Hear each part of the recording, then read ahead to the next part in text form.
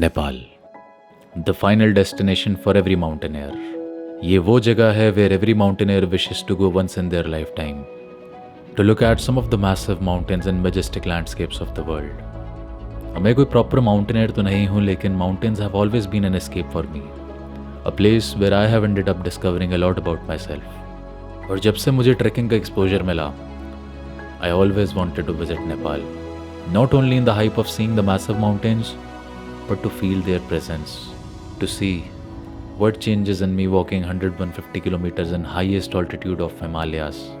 कभी कभी मुझे भी weird लगता है सोचकर how walking इतने kilometre can be so fascinating, torturing your body can be so fascinating. And hoping to find answer to all these questions, I got a chance to visit the Everest Base Camp.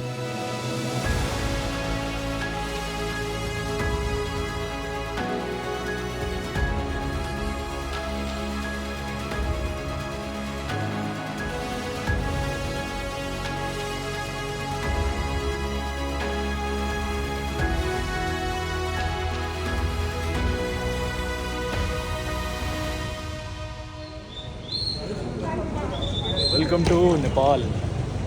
अब Nepal India के इतना close होने के बाद भी मैं पहली बार यहाँ आया था। काफ़ी टाइम से था ईबीसी मेरी बकेट लिस्ट में, लेकिन ट्रैक करने के स्टार्स कुछ ऐसे अलाइन होंगे ये नहीं सोचा था मैंने। On a very random day Insta scroll करते करते मुझे कोलंबिया इंडिया के कॉन्टेस्ट के बारे में पता चलता है, और उस कॉन्टेस्ट के विनर को ईबीसी का फ्री ट्रिप मिलने वाला था। तो मैंने भी वीडियो बनाकर भेजा, why I want to do EBC, और कुछ महीनों बाद रिजल्ट आता है तो मेरा भी नाम था उसमें। और खाली मैं नहीं, पूरे इंडिया से 12 लोग सेलेक्ट हुए थे इस ट्रैक के लिए। तो यार पूरा ग्रुप मिल चुका है एंड मैं आपको मिलवाता हूँ जय से। सब ब्रो, जय इज आरजे। मैं जैसे काफ़ी स्टोरी सुन रहा हूँ इतनी देर से, एंड स्टोरी टेलिंग में ज़रूर सीखने वाला हूँ और बेटर तरीके से जय से। ब्रो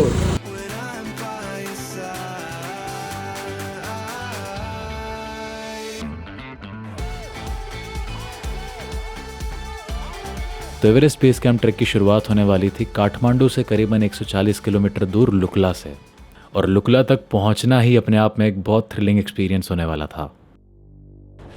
तो जी right now we are at Kathmandu, और मैं अपनी ज़िंदगी की मोस्ट डेंजरस फ्लाइट लेने वाला हूँ, flight to Lukla. Lukla airport is considered one of the most dangerous airport of the world, उसके ऑल्टीट्यूड और उसके रनवे की वजह से। रनवे का अंदाज़ा प्लेन का साइज़ देखकर लगाया जा सकता था। अब रिफ्यूलिंग के बाद जैसे ही प्लेन टेक ऑफ करता है, शोर, वाइब्रेशन, टर्बुलेंस शुरू हो जाती है प्लेन में। और नॉर्मली प्लेन्स 30-35 हज़ार फीट के ऑल्टीट्यूड पर फ्लाई करते हैं, लेकिन इस प्लेन ने ज़्यादा हाइट गेन नहीं करी। 10-12 हज़ार फीट पर प्लेन पहाड़ों के बीच में ग्लाइड कर रहा था, और धीरे धीरे हमें माउंट एवरेस्ट की पूरी रेंज दिखना शुरू हो गई थी। इन्हीं नज़ारों और टर्बुलेंस के बीच हमें दिखता है एक छोटा सा रनवे, जिसकी लेंथ दिल्ली के किसी फ्लाईओवर जितनी होगी, और यहीं लैंड करने वाले थे हम। सिर्फ 500 मीटर का रनवे, कोई ऑटोमेटिक लैंडिंग सिस्टम नहीं, and landing purely depends on skills of pilot. तो बस हम अपनी सीट बेल्ट टाइट करते हैं और थोड़ी देर में हम लैंड करने वाले थे।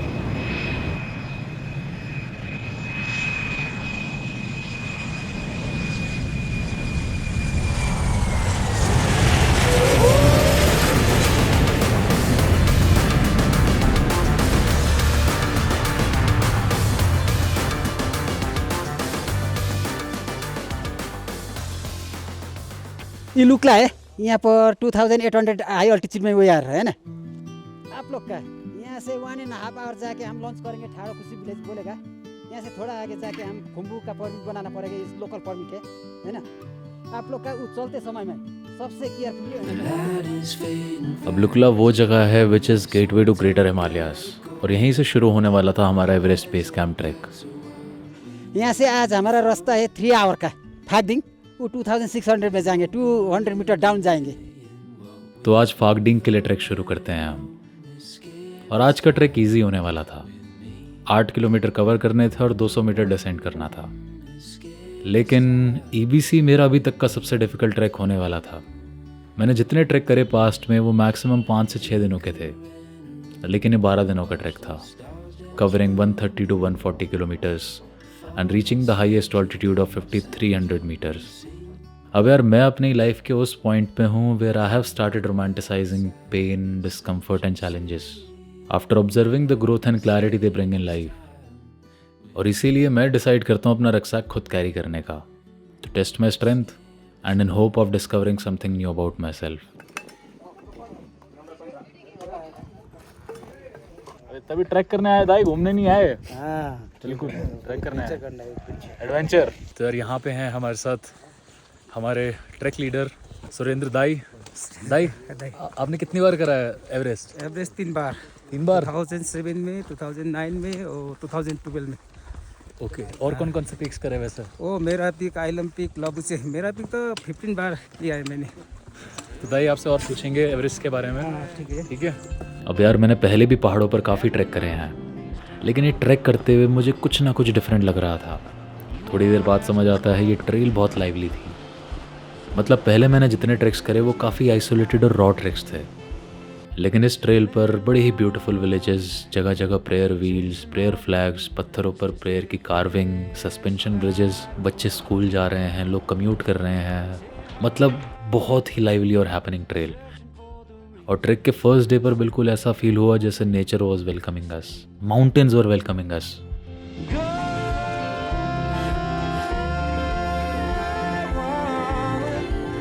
Get going, babe. No more walking on the water. Please untie your Bible belt, child. You've heard enough of these our fathers. Does a heaven really make an angel wait?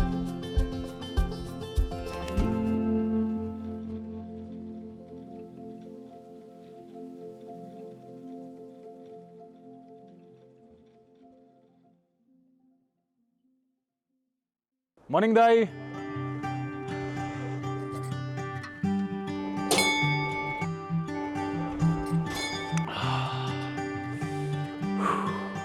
आज है हमारे Everest base camp trek का day 2। आज हम लोग निकलने वाले हैं नामचे बाजार। अब दाई ने हमें बताया नामचे वो जगह है जहाँ से माउंट एवरेस्ट देखने को मिलने वाला है। 3400 मीटर्स के ऑल्टीट्यूड पर था नामचे। मतलब आज हमें काफ़ी ऑल्टीट्यूड गेन करना था, इसीलिए आज हम थोड़ा जल्दी ट्रैक करना शुरू करते हैं।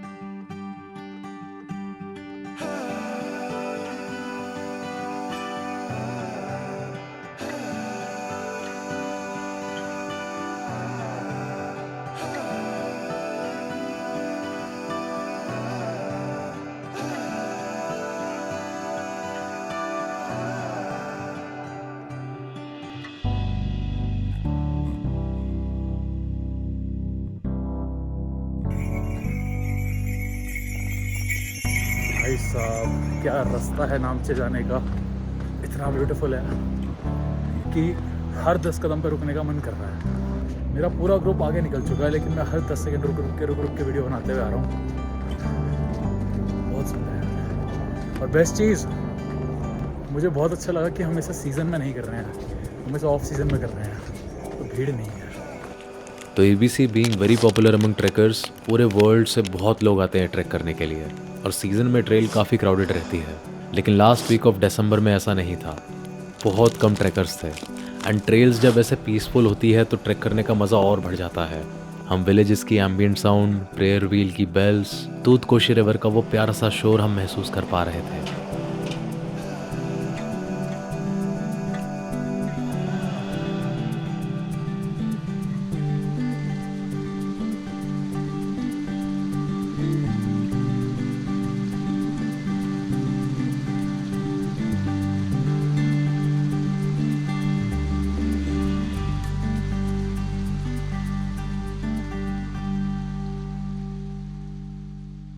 सर नेपाल में एक सेइंग है, सबको देख के लग रहा है दाल भात पावर 24 आवर। तो हम दिन रात दाल भात खा रहे हैं, और भाई इतना फुलफिलिंग है ना ये।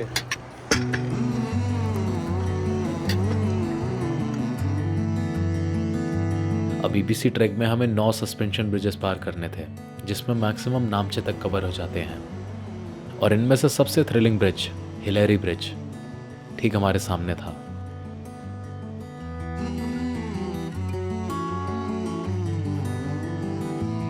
वो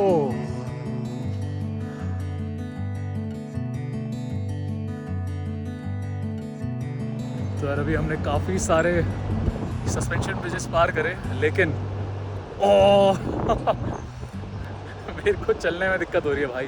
मेरी हाइट से वैसे उठती है और नीचे देखने में तो मतलब मेरे आगे बहुत सारी याक्स हैं, पीछे भी एक याक आ रही है। ऐसा लग रहा है अगर गिरा ये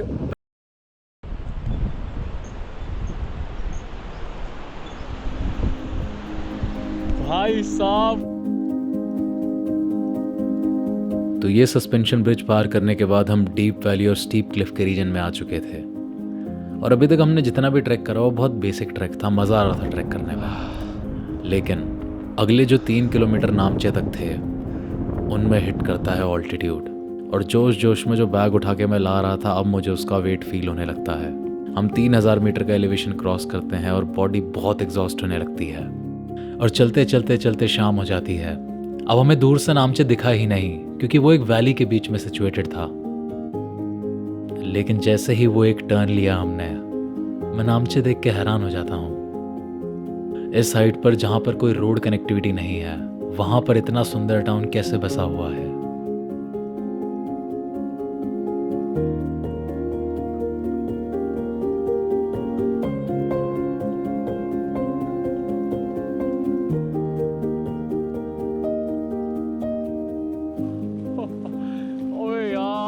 क्या देख रहा हूँ भाई। तो आज हमने 11.3 किलोमीटर कवर करा और नामचे पहुँचे हैं। और यार नामचे आते ही जो सारी थकान है ना, मतलब यार मतलब मैं अभी भी वो ऑस्ट्रक हूँ कि क्या देख रहा हूँ मैंने क्या देख लिया। ये एग्जिस्ट भी करती है जगह, कहाँ पर हूँ मैं। इस ऑल्टीट्यूड पे ट्रैक करके ये बन रखा है। Goosebumps भाई।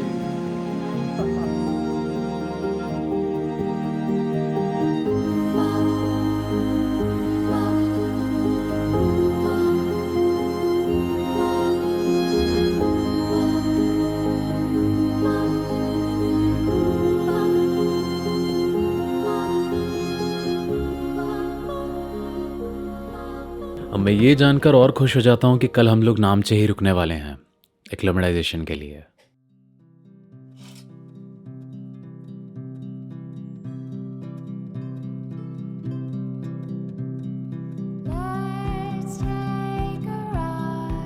अब यार Namche was just like a fictional village from an anime. Snow capped mountains, lush green valleys, मतलब all the element of a perfect life. अब मैं नामचे के बारे में ही सोचे जा रहा था, लेकिन आज के दिन कुछ और हमें स्पेशल दिखने वाला था। आज एक्लेमेटाइजेशन डे था, तो हमें थोड़े से ऑल्टीट्यूड पर ट्रैक करके जाना था और वापस आ जाना था, ताकि हमारी बॉडी हायर ऑल्टीट्यूड के लिए प्रिपेयर हो सके। लेकिन मुझे बिल्कुल भी आइडिया नहीं था कि ये छोटी सी walk will be our first encounter to Mount Everest. अब माउंट एवरेस्ट के अलावा मैं एक पीक देखने के लिए और ज़्यादा एक्साइटेड था, which I wish to climb someday. एमाडावलाम। अब ज़िंदगी में होता है ना, कुछ चीज़ें करनी ही करनी है। जैसे लद्दाख बाइक राइड था, वैसे ही मेरी बकेट लिस्ट में ये और है। खैर अभी इतनी टेक्निकल चीज़ें नहीं आती हैं मुझे, लेकिन सीखेंगे। और ये मैं बोल रहा हूँ इस वीडियो में, एक दिन आप लोगों को एमाडावलाम के टॉप से ज़रूर वीडियो देखने को मिलेगा। ब्यूटीफुल यार, ब्यूटीफुल। अब मुझे नहीं पता इफ़ इट मेक्स सेंस, लेकिन यहाँ खड़े होकर एमाडावलाम को देखते देखते मुझे रियलाइज़ हुआ, not every love story need people. You can fall in love with your purpose, you can fall in love with the mountain, you can fall in love with finding your self. And Amadablam is very famous mountain and technical peak है। वो अक्टूबर नवंबर को बहुत group आता है expedition के लिए। उसका height है 6812 मीटर का है। लोसे के इधर है ना, वो बिहाइंड में है, जो देखते हैं ट्रायंगुलर माउंटेन, बिग माउंटेन, वो माउंट एवरेस्ट है। अब यार मुझे थोड़ा और इंटरेस्ट रहता है माउंटेन्स की ज्योग्राफी जानने में, तो माउंट एवरेस्ट के बारे में थोड़ा रिसर्च करने लगता हूँ और मुझे पता चलता है कि इसकी हाइट पहली बारी 1852 में मेजर कर ली गई थी। वो टाइम जब कोई टेक्नोलॉजी नहीं थी। अब कैसे मेजर करी गई, तो ये पढ़कर मैं थोड़ा हैरान था। कई 100 किलोमीटर दूर से टेलीस्कोप का यूज़ कर ट्रिग्नोमेट्री लगाकर राधानाथ सिकदर ने इसकी हाइट मेजर करी। और उन्हें करीबन 4 साल लगे इस माउंटेन की हाइट फाइंड करने में। अब नेपाल के लोग इसे सागर माथा और तिब्बतियंस इसे चोमोलुंगमा कहते हैं and they consider it sacred. मैं ये पढ़कर और हैरान हो जाता हूँ कि mount Everest was named after a person who never saw this mountain in his entire life. और माउंट एवरेस्ट की हाइट मेजर करने के करीबन 100 साल बाद 1953 में इसका पहला सक्सेसफुल समिट होता है और इसी माउंटेन के बेस कैंप पर, इसी माउंटेन के फुटहिल तक हम जाने वाले थे। तो आज हम नामचे से देबोचे के लिए निकलते हैं और पूरे ट्रैक की सबसे ब्यूटीफुल ट्रेल आज ही हमें मिलने वाली थी। कभी पेड़ों के पीछे से अमरडावलाम दिख रहा था, कभी किसी मोड़ पर एक स्तूपा बना हुआ था वो फ्रेम में आ जाता था। पूरी ट्रेल पर हर एक frame was like a perfect post card picture.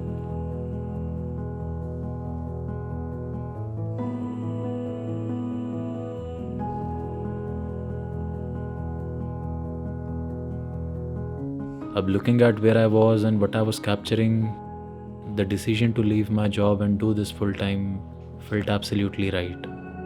And this is what I always wanted from life: a backpack, a camera, and an open world to capture it all.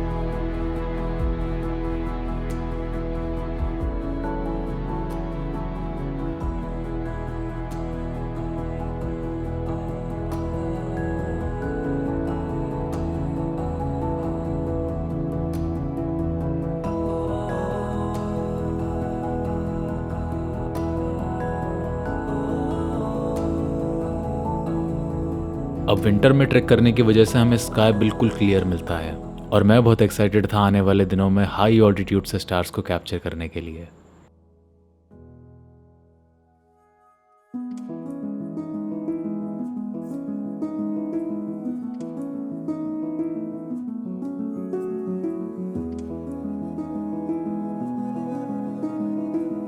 Hi everyone from Deboche. यहाँ आने के बाद ठंड बहुत बढ़ चुकी है। अभी तक मैं ट्रैक कर रहा था एक फ्लीस में, लेकिन अब डाउन जैकेट की ज़रूरत पड़ेगी।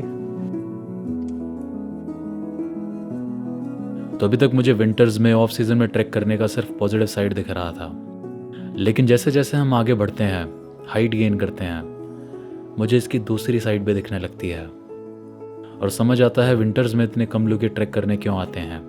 हमारे आगे बढ़ने के साथ साथ ठंड एक्सपोनेंशियली बढ़ती जा रही थी और आज हम दिंगबोचे के लिए ट्रैक कर रहे थे जिसका ऑल्टीट्यूड 4400 मीटर्स था, much higher than summits of few trek that I have done.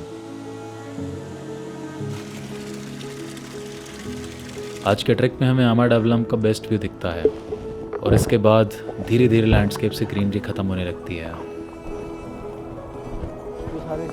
हम ट्री लाइन और पहाड़ों की वेजिटेशन को छोड़कर एक लाइफलेस लैंडस्केप की तरफ जा रहे थे।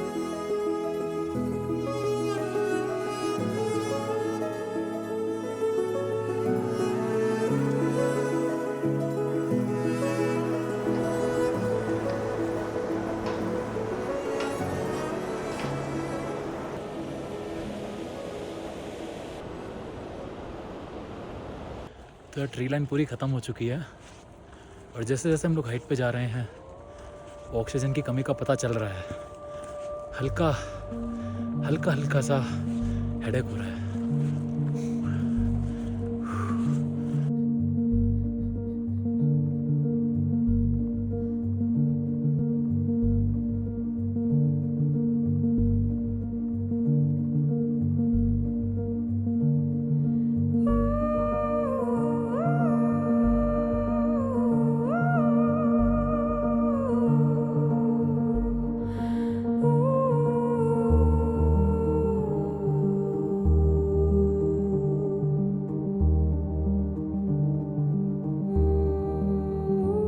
आज का ट्रैक काफ़ी एग्जॉस्टिंग था और पहुंच चुके थे हम लोग दिंगबोचे 4400 मीटर्स की हाइट पर। ऑक्सीजन लेवल इस ऑल्टीट्यूड पर 60% तक ड्रॉप हो जाता है और हमें अपनी बॉडी में हल्के हल्के सिम्टम्स उसके फील हो रहे थे। लाइट हेडेडनेस, थोड़ा सा सर दर्द होना, बॉडी ज़्यादा एग्जॉस्ट होना। वैसे तो एवरेस्ट बेस कैंप सिर्फ 20 किलोमीटर बचा था, लेकिन उन 20 किलोमीटर में हम काफ़ी ऑल्टीट्यूड गेन करने वाले थे। तो इसीलिए आज हम दिंगबोचे में एक और दिन एक्लिमेटाइज करते हैं, ताकि आगे आने वाले ऑल्टीट्यूड के लिए हम प्रिपेयर हो सकें और आगे कोई प्रॉब्लम ना हो।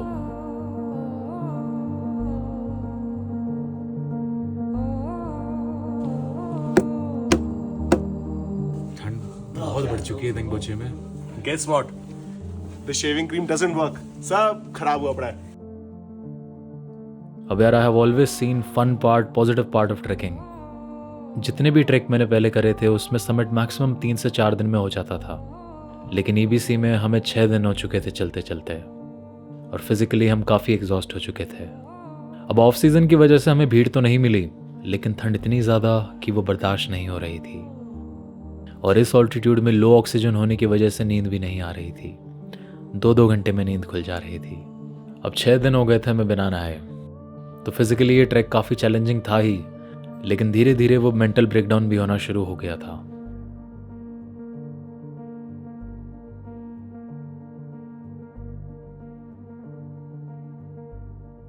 तो आज का एक्लिमेटाइजेशन डे ख़त्म होता है, तभी हमने किसी से सुना कि पास में एक कैफ़े है, वहाँ चले जाओ, वहाँ पे फ्री चार्जिंग है, फ्री वाईफाई है, एक कॉफ़ी ऑर्डर कर लेना, बाकी सारा कुछ चार्ज हो जाएगा तुम्हारा वहाँ पे।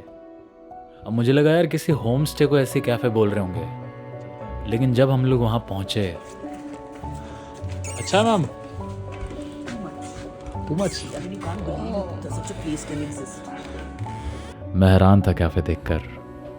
कैफ़े का गेट खोलते ही ऐसा लगा जैसे मैं टेलीपोर्ट हो चुका हूँ। एनीवेयर डोर से मैं दिल्ली के किसी बहुत अच्छे कैफ़े में एंटर कर चुका हूँ। अंदर का टेम्परेचर और एनवायरनमेंट फील कर कर मेरा ब्रेन प्रोसेस ही नहीं कर पाया कि क्या हो गया एकदम से।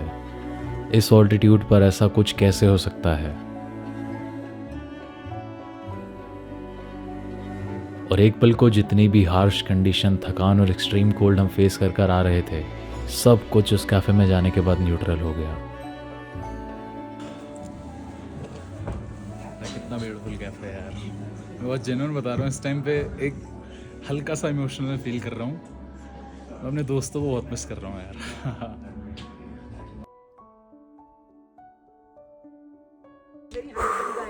अजय इधर देखो please. Hello, this fellow, who is there? My husband. नमस्ते, नमस्ते सर। मैं बहुत बढ़िया हूँ। ही इज और कैरिंग हिज रक्सैक और सारे में अपना कैमरा लेके सब कुछ इसने एक-एक सेकंड शूट किया मैंने। So he's the guy you have to meet afterwards. and one more thing sir, मतलब I am very inspired from ma'am. मतलब कोई भी दिन हो, मैम सबसे आगे हैं ट्रैक के। I have a reputation to protect, yeah. Indian Army है। But ma'am really recharged after this cafe, right? हाँ, absolutely recharged is a word. मजे आ गए। Yes. अब लग भी नहीं रहा वहाँ से आके कि ये -17 है कि नहीं? Yes. तो मैं आपको मिलवाता हूँ प्रिया मैम से, मेजर प्रिया। तो बात है 1992 से पहले की, जब women were not allowed to join Indian army and major Priya Jhingan took the initiative and became the first women to join the Indian army. Well, I am Major Priya Jhingan, Lady Cadet number 1 of the Indian Army, और अब यहाँ पे young boys and young girls के साथ मुझे भी मौका मिला है to do Everest Base Camp. I think मौका हम सब लोगों को मिला था to share this trek with her, to listen to her stories and experiences. I sent a message home today and I said I fell in love during the trek, fell in love with my legs, with my lungs, with myself. That bro, you are going to turn 57 next month and you're good to go. I mean like इससे ज़्यादा और क्या ज़िंदगी में आप अपने आप को प्रूव कर सकते हो, क्या अपने आप को चैलेंज कर सकते हो। I am so proud of myself today.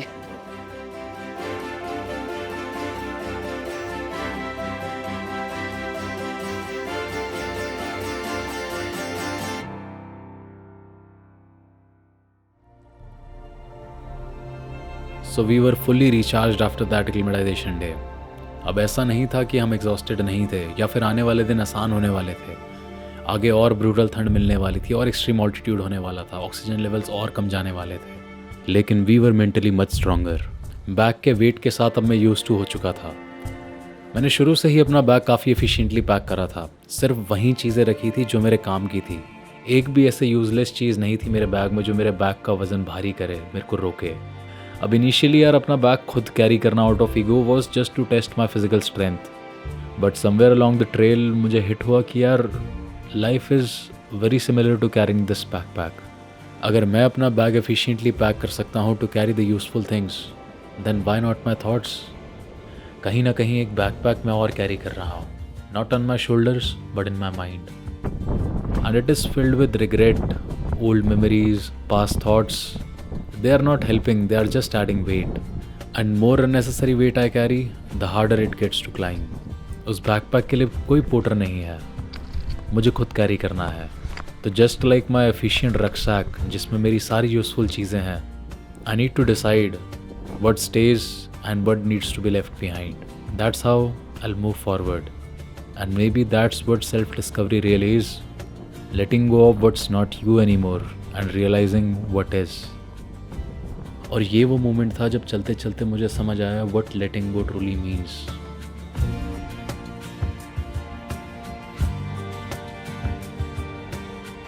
पहुंच चुके थे हम लोग थुकला पास, और एवरेस्ट बेस कैंप सिर्फ 10 किलोमीटर दूर होगा यहाँ से। थुकला पास पर हमें काफ़ी सारे मेमोरियल्स देखने को मिले, उन लोगों के memorials who left the world doing what they loved the most.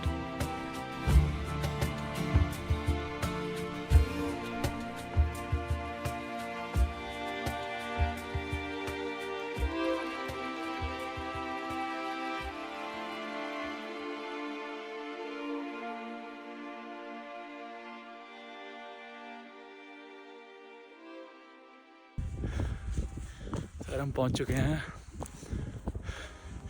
लोबोचे and I am experiencing the best sunset of my life. मेरे सामने नुब्से पीक है और मेरे पीछे सनसेट हो रहा है, और उस पर क्या प्यारा एल्पिन ग्लो आ रहा है।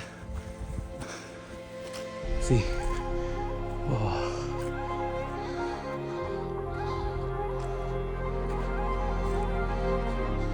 ब्यूटीफुल भाई।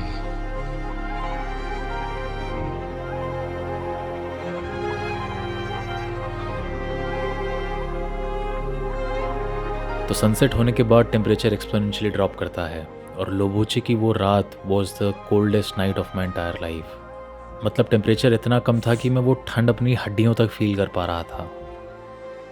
लेकिन इस टाइम पर हम थे 5000 मीटर्स के ऑल्टीट्यूड पर, और इस ऑल्टीट्यूड पर बाहर जो दिखने वाला था ना, that was going to be magical.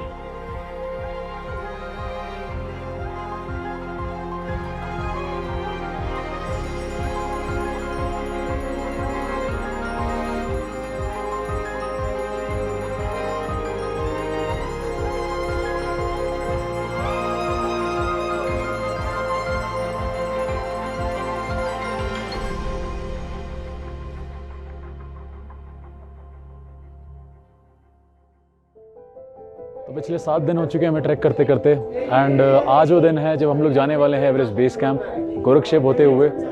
और जितनी लेयर्स मेरे पास थी ना, मैंने सब पहन लिए भाई।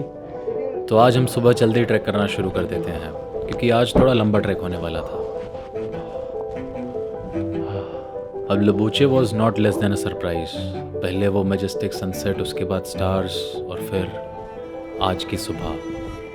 जैसे जैसे सनराइज होता है, धीरे धीरे सब कुछ पिंक और ऑरेंज ग्रेडियंट में कवर होने लगता है। The massive mountains around me with snow started glowing, और इतने हार्श लैंडस्केप के बीच में धीरे धीरे सब कुछ इतना सुंदर हो जाता है। मतलब नेचर अपनी पीक ब्यूटी पर थी उस टाइम पर। भाई दिस इज़ अनरियल। जैसे जैसे सुबह हो रही है, ऑरेंज कलर का शेड आ रहा है क्लाउड्स पे, और बेस्ट पार्ट, ये चारों तरफ से माउंटेन से कवर हो रखा है, बढ़िया बढ़िया पीक से कवर हो रखा है, और इतना क्रेजी व्यू लग रहा है ना।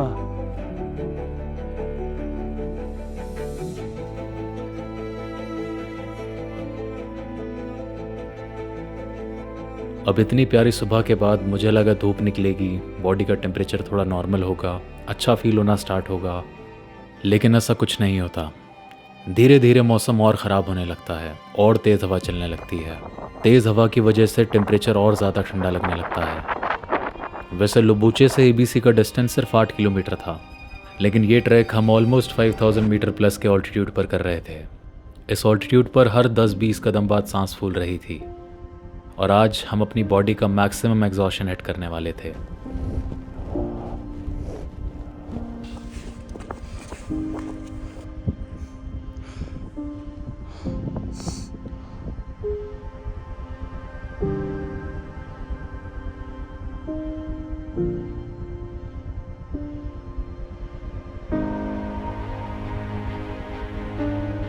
करीबन 200 मीटर का ऑल्टीट्यूड गेन करने के बाद मुझे इस जगह की ज्योग्राफी का अंदाज़ा होता है।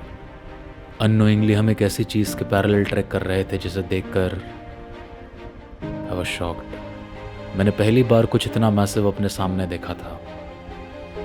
चारों तरफ 7000 मीटर 8000 मीटर के माउंटेन्स और उन्हीं के बीच में एक बहुत massive frozen river of ice, the Khumbu glacier.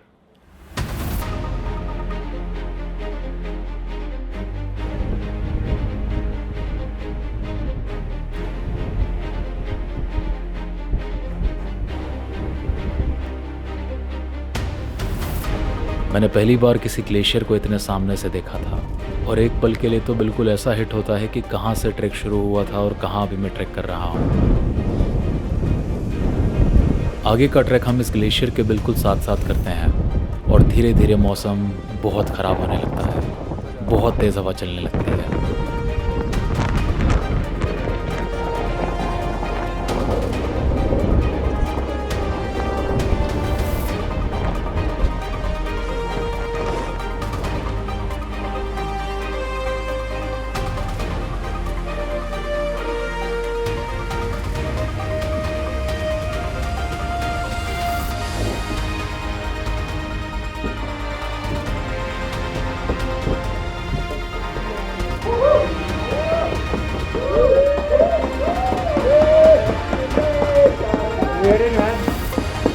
Finally we are in गोरखशेप।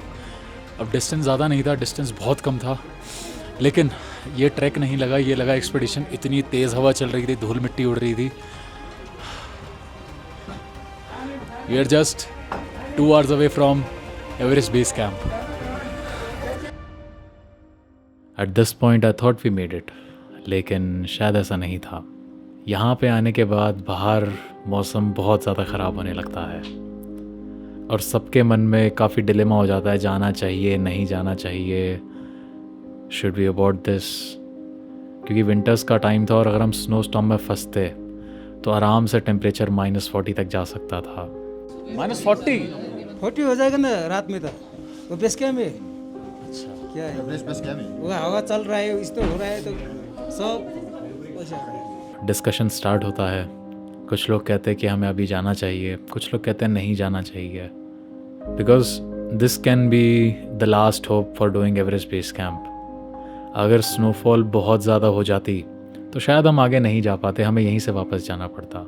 लेकिन शायद अगर हम सब लोग जाते तो हमारे भी मेमोरियल आने वाले टाइम पे थुकला पास पे हो सकते थे। तो एक वाइज डिसीजन लेना काफ़ी इंपॉर्टेंट था इस टाइम पर।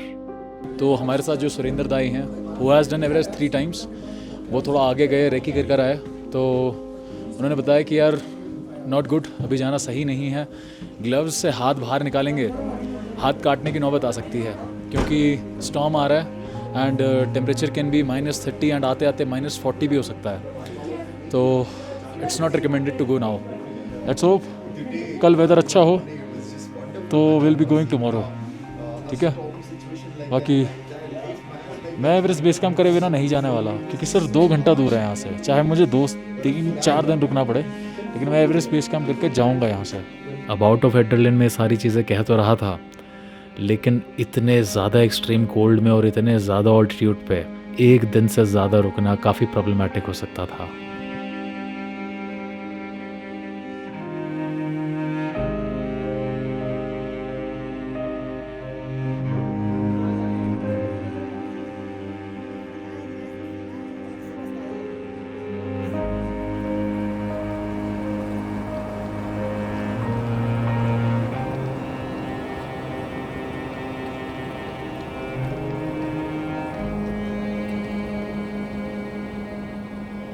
तो I believe that nothing in life is random. Universe has its own way of connecting the dots. और उन्हीं में से एक डॉट था कल ईबीसी ना करके आज ईबीसी के लिए जाना.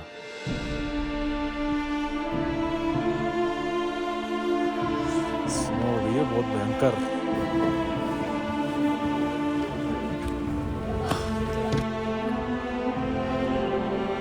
तो आज रेडी हो चुके हैं हम लोग एवरेस्ट बेस कैंप निकलने के लिए. भाई पूरा लैंडस्केप वाइट हो चुका है और हल्की हल्की स्नोफॉल अभी भी स्टार्ट हो रही है. दिख कुछ नहीं रहा है, सब वाइट आउट हो रखा है. जो गोरख शेप कल हमने देखा और जो गोरख शेप आज मैं देख रहा था वो बिल्कुल अलग हो चुके थे. भाई साहब बिल्कुल वैसी वही बारी है जैसे गेम ऑफ थ्रोन्स में जॉन स्नो वाइल्डिंग वाले एरिया में पहुंच जाता है बियॉन्ड द वॉल. वो क्यों मैं ऐसे बोल रहा हूँ?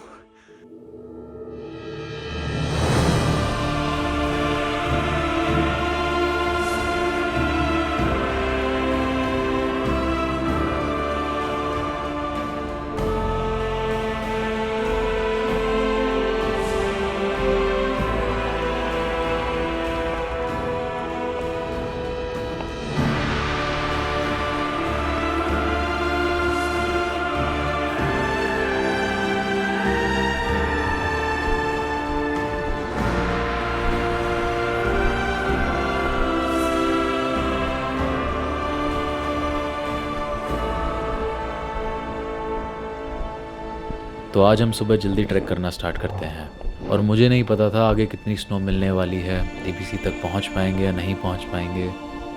लेकिन दैट डे इट फेल्ट जितना भी लक लिखा होगा ना मेरी लाइफ में वो सब आज ही मुझे मिल चुका है. This wasn't just another Everest base camp trek. Trails normal नहीं रह गई थी अब. They had turned into something hauntingly beautiful. अब ट्रैक करते करते मैं बस यही सोच रहा था कि कल ईबीसी ना कर पाना was all planned. Nature wanted me to document her in her most beautiful outfit. सिर्फ एक दिन चाहिए था उसे रेडी होने के लिए. And when she was her beauty peaked there.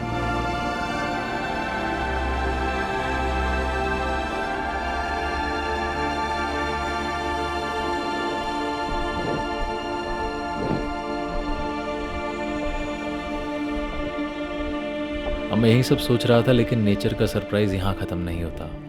धीरे धीरे मौसम खुलता है और धूप आने लगती है और जितने स्नोफ्लेक्स पूरे लैंडस्केप में थे they started shining, telling us you made it.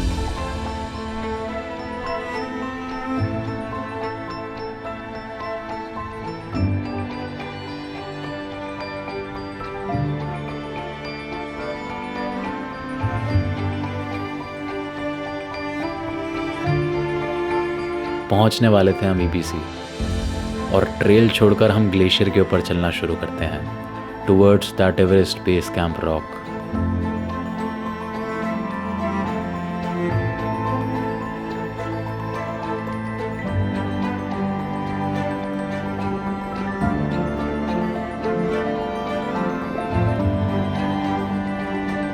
तो ईबीसी आने तक जो हमने देखा दैट वाज अनरियल. लेकिन जो हम ईबीसी पर अभी देख रहे थे इट वॉज बियॉन्ड इमेजिनेशन. मतलब हम कोई भी चीज़ तब इमेजिन कर पाते हैं जब हमें उसकी डायमेंशंस पता हो, उसकी शेप पता हो. लेकिन ईबीसी पर जो खुम्बू आइसफॉल और ग्लेशियर के स्ट्रक्चर्स थे, मतलब वो स्नो नहीं थी, it was thousands of years of frozen glacial ice.